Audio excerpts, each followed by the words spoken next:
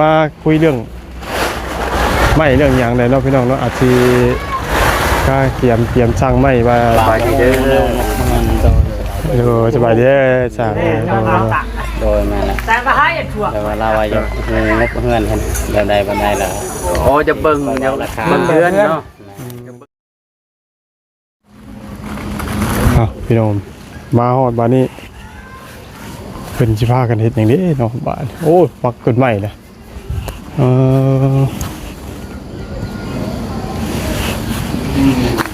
เราสบายดีเด้อสบายดีโดยเอาผ้าบัดนี่เช็ดได้นี่คุม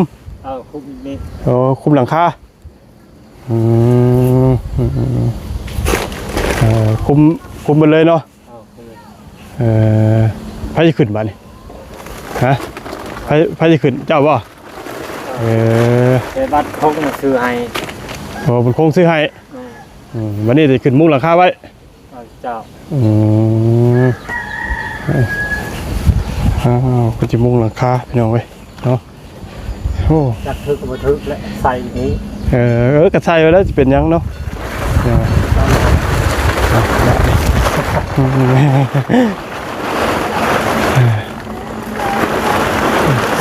จับคนละส่วนเนอะจับคนละส่วนนะว่าน้อยให้น้องคนจับเหรอ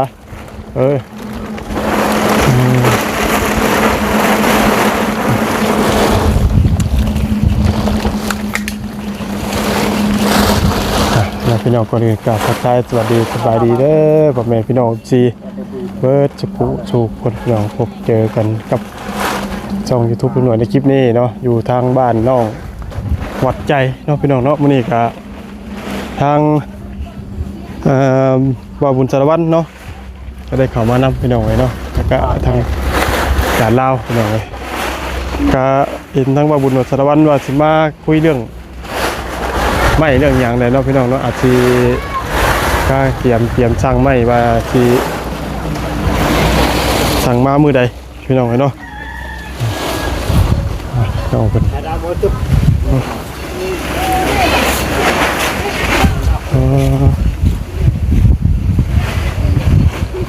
เก็บความพร้อม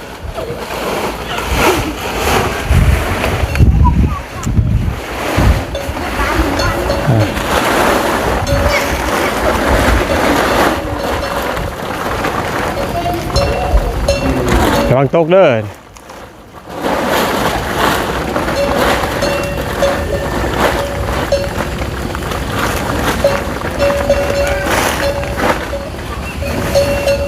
มุงไว้ก่อนพี่น้องเลยเนาะ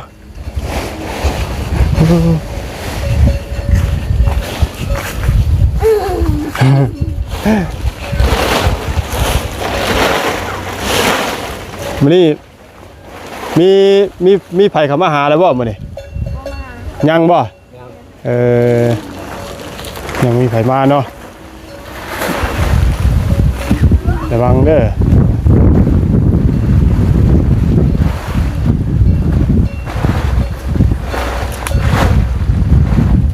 ผิวมัดไว้ผ่ามีอันเดียวนี่บ่นี่ผ่ามีผืนเดียวบ่ผ่าบัดนี่มีผืนเดียวนี่บ่บ่ผ่านี่แล้วมีผืนเดียวนี่บ่มีผ่าบัดนี่มีอันเดียวนี่บ่อันเดียวเลยแหละอันเดียวนี่โอ้เดี๋ยวว่าต้องสิเพิ่มอีกเนาะใส่นี้แต่ท่านก็มีแต่มุ้งหลังคาไว้ก่อนนั่นแหละเดี๋ยวผ่าบัดตัวที่ว่ามาขังนี่เดี๋ยวจังว่ากันอีกทีนึงยัง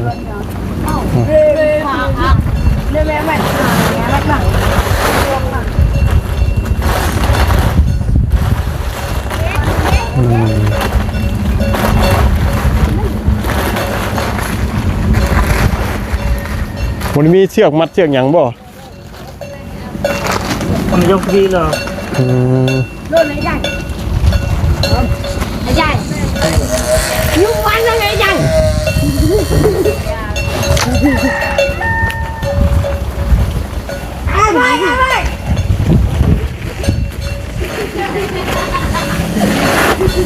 เฮ็ดทุกโลดเฮ็ดไปก่อนนั่นแหละชั่วคราวเนาะเพราะว่าทาง เดี๋ยวอยู่ระหว่างรอพี่น้องเอ้ยเอาพออยู่ได้ไปก่อนหาเสี้ยวก็ยางหรือว่าเสี้ยวก็มัดเอาไว้ เอาเชือกนับ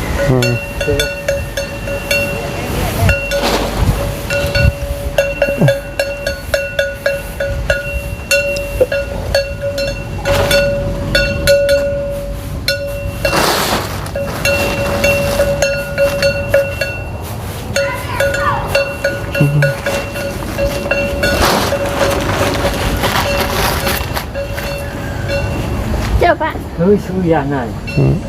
มีเสือกผมมีบ่ใช้แม่เพิ่นจะใช้ใช่หาเสือกกันยังว่ามัดเด้อ ครับมันได้เชือกตัวนี้ ใส่ยางเนาะใส่ยางในรถมีสำนักอีก มันมีเชือกเอาตัวนี้แล้ว นี่ก็ได้นี่มัดไว้พอได้อยู่ชั่วข้าวไปก่อนพอได้กลางแดดกลางฝนพี่น้องเลยเนาะเดี๋ยวได้จ้ะอันนี้ปูมือได้นี่ใส่มือเท่านี้ป่ะโอ้ บ่มีหมดเลย ฮะ บ่มี ไม่ไปแล้ว ไม่เลย สบายดีเด้อน้องวัดใจเด้อโดยโดยโอ้ไม่เบิดตัวนี้แล้วเดี๋ยวชุบมันเก่าอย่างมันได้มันมีอันแข็งแห้งได้ป่ะแบบมันเก่าที่เขาคัดออกมาได้นะ เก่าพุ่นเก่าใส่บ่ได้ ใส่บ่ได้เอายันว่าแบบตัวมันแข็งแห้งคือแบบจังซี่นั่นนี่ตัวนี้ตัวลุ่มมันเนี่ยนะ จ้า ตัวลุ่มนะแต่นะตัวน่ะ ตัวนี้นี่ แมนโอ้แต่แล้วก็ใส่ค่ากันใส่ค่ากันแบบว่านี่เอาตัวนี้มา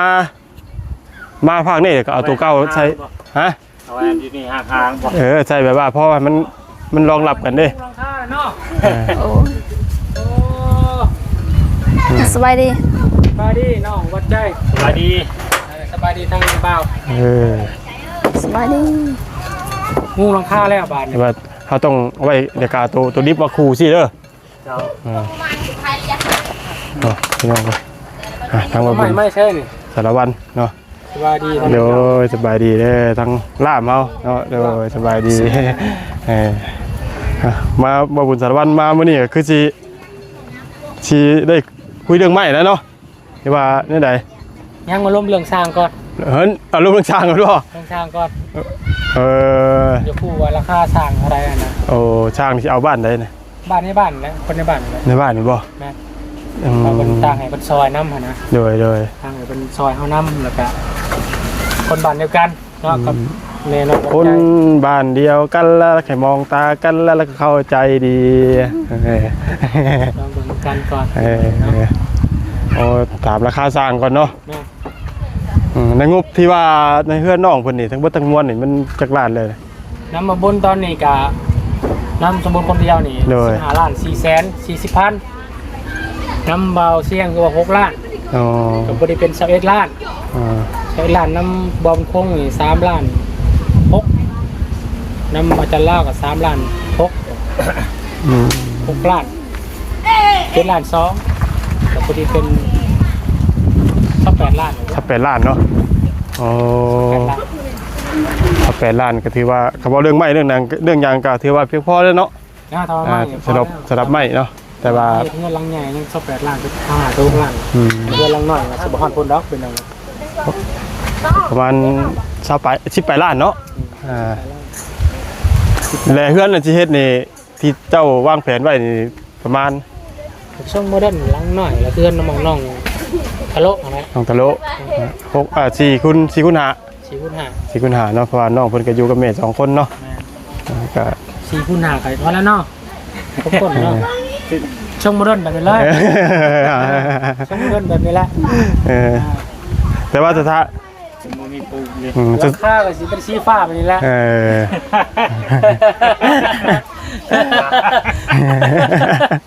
โอ้คักเป็นว่าแล้วว่าคักแต่สถานที่บางปุกนี่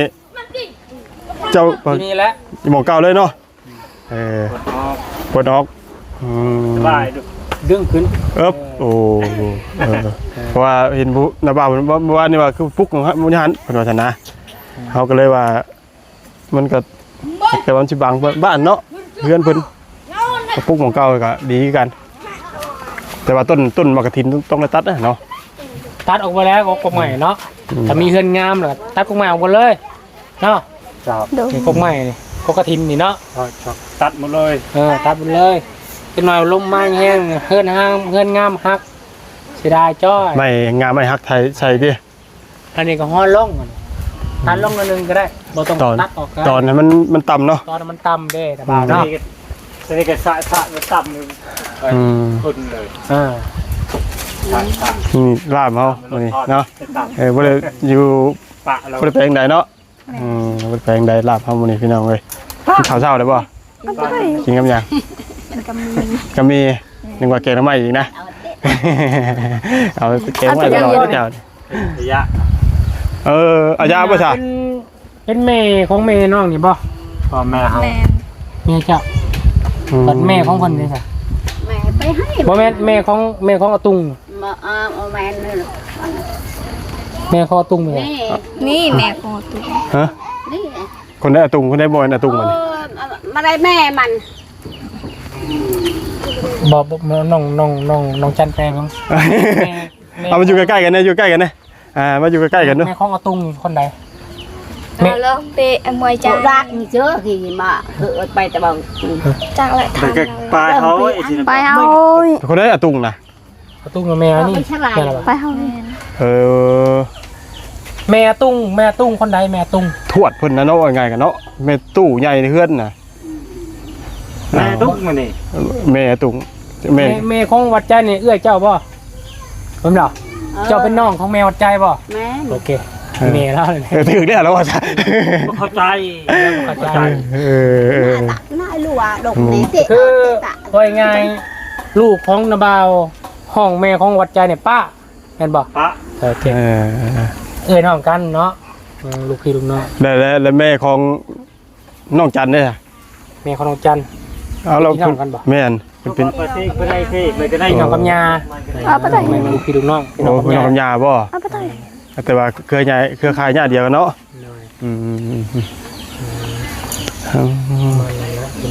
ให้ อันนี้ก็แม่เพิ่นก็บ่สบาย แม่นบ่ เป็นโรคไข้ลัง เป็นโรคมะไคลังติ เป็นในแมวเฮา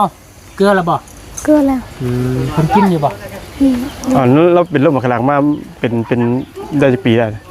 เป็นรุ่นแล้ว เป็นตุนแล้วได้กินถือกินยายังรักษาอยู่บ่ กินอยู่ กินอยู่ แต่ยังบ่หาย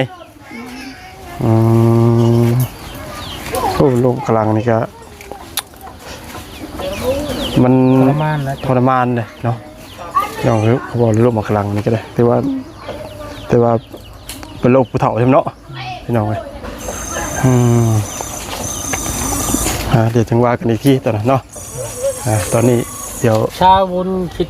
คุณหนวดคิดกับบุญบ่ ว่า แต่ว่าตั้งเฮือนน้องวัดใจนี่ตะวุนตั้งอยู่เทิง เทิง สูง เทิงตอนนั้นบ่ น้ำมันจังบ่ไหลใส่ คักโยกแต่ว่าต้องถามกับผู้ดินดาวเบิดแต่ว่าเนาะแม่นได้มาเบิ่งมาพี่ดูมาทำกันนั่นแหละทั้งลาบเฮานำลาบคนงามนำน้องเอ้ยมาเด้อเนาะ ไม่ขอเงินเดียวครับ ไม่มีอันเดียว นาชาวุนคิดเนี่ยมันหนีมันสูงเด้เห็นบ่ จุดตัวนั้นเนาะในเห็นหน้าบ้านออกมาทั้งพี่เนาะก็คืออยู่พี่น้องเลย ก็ที่มีตัดออกตัวถ้าว่าปุ๊บบอลเก่านี่มันตับโอ้ย แม่น มันตกมากอะไรใช่ไหม น้ำไหลเข้าตารางเฮือนอีก ตั้งอยู่พุ่นอยู่เทิงนะมันสูงน้ำไหลมากอะไรเรื่องกันนะบ้าแล้ว ทำไม มันก็ปกติมันก็ไหลอยู่แล้ว อะไรอยู่แล้ว ปกติมันก็ไหลอยู่แล้วนะ เห็นว่าอาจารย์ชาเขาคิดถึงขายตั้งเพื่อนน้องคนนะอยู่อย่างตั้งเพื่อนน้องคน ตั้งเทิงพี่มันเทียบกับคืออันนี้เนาะ เพราะว่าตั้งนี่น่า แต่ได้คือก็สิเป็นหยัง น้ำตัวมันหวดว่าสิเนาะ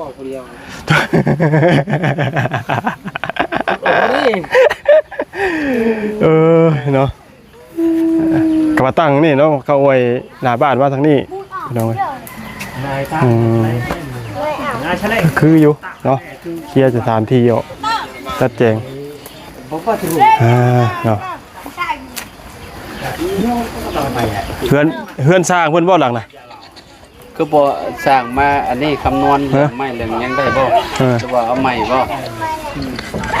เป็นเงินบ่เงินละก่อน ฮะ ค่าสร้างแล้วไปถามหมู่ก่อนว่าค่าสร้างเท่าไหร่ จะไปเด้ออาจารย์เด้อเลย ถามหมู่ผู้ที่ว่าสิเฮ็ดนํกันแล้วเนาะที่ก็ได้ ค่าแจงคำนวณให้ผู้เกี่ยวค่าสร้างเพิ่นบ่ซับไว้ล่างเพิ่นคำนวณใหม่ให้ไว้ด้วย จุกไปอีก ทุกวีคคำนวณ มันยืนที่พี่ก็ได้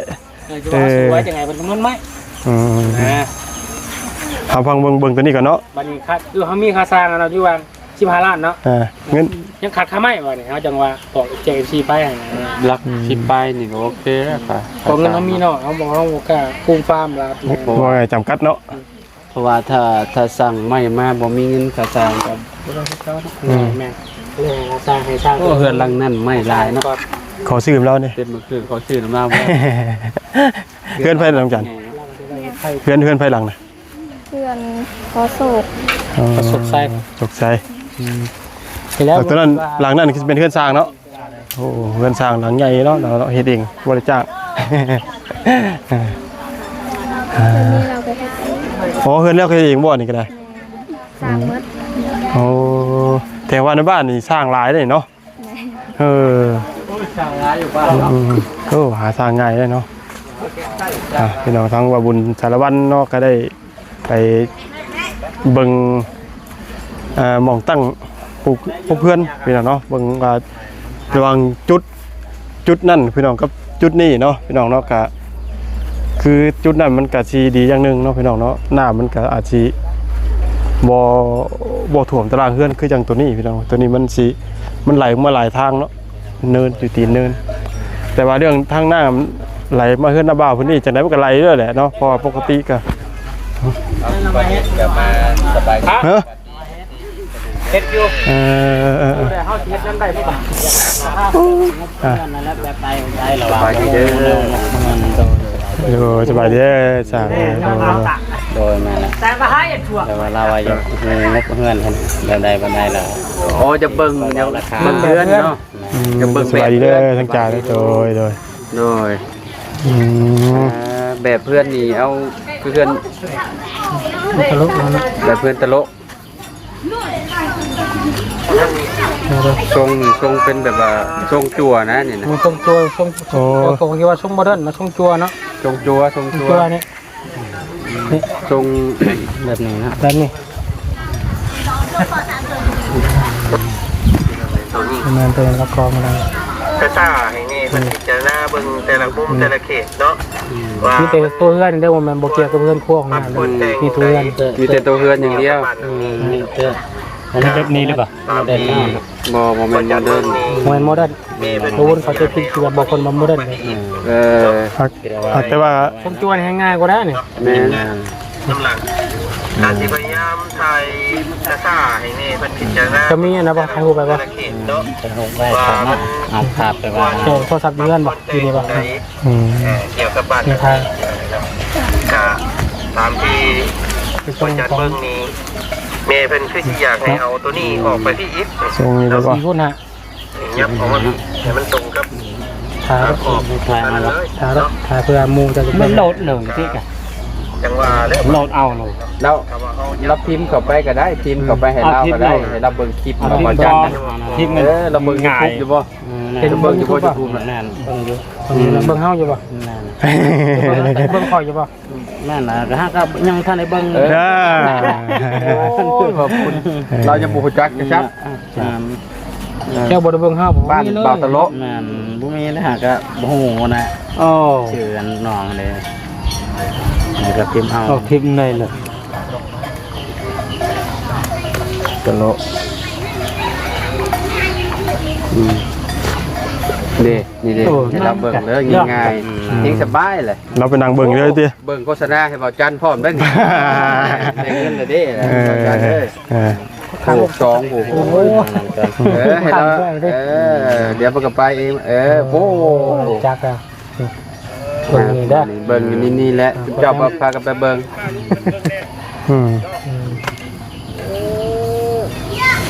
และนะบางจะเบิ่งนำกันหมดแล้วเงินมาเลย อยากไปกันเ